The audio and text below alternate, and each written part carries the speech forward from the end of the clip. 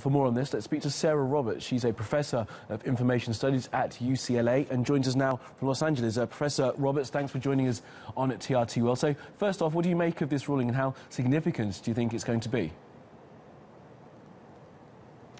Well, it's another move in a series of moves, particularly in the European Union, that aim to enforce extant anti-hate speech laws that exist in certain countries already. So we've seen Germany move to put pressure on Facebook to remove hate speech within their jurisdiction, and this move in Austria seems to echo that. I mean, do you see this in any way? Of course, removing hate speech is a thing that companies should be doing, but do you see this in any way as being slightly dangerous and a slightly a slippery slope towards just restricting what can be said in other places of the internet?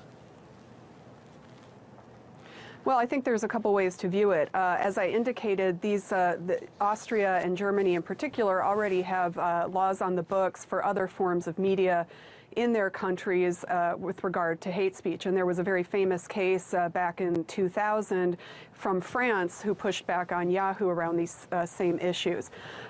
So that's one perspective. Of course, the other perspective is that one person's hate speech can be seen as another person's censorship, and this is where things get dicey for Facebook and companies like it. The issue for Facebook, of course, will be to figure out how to quickly respond and not incur these massive fines that Austria is threatening to level. I mean, I'm sure Facebook can probably afford the fines, and Facebook is going through a bit of a change at the moment, isn't it? Saying it's going to be employing thousands of people to monitor the posts on people's newsfeed to try and counter fake news. I mean, in the age of the internet, when it's meant to be an open media where we can post these things, is there a way of restricting what people share and what people post?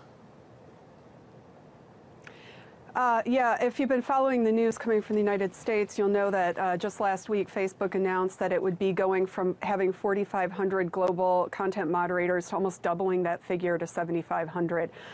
This is yet another case where human moderation is going to be needed most likely. And the important thing that this case and that others like it point out is that, in fact, Facebook is engaged in all sorts of rescinding of content already, hate speech and other types of content. And if one looks at their community guidelines or at their terms of service, this is evident, but it's often buried and it's not made as transparent to people as this case has made it. Okay, Professor Roberts, we have to leave it there, but thank you very much for joining us.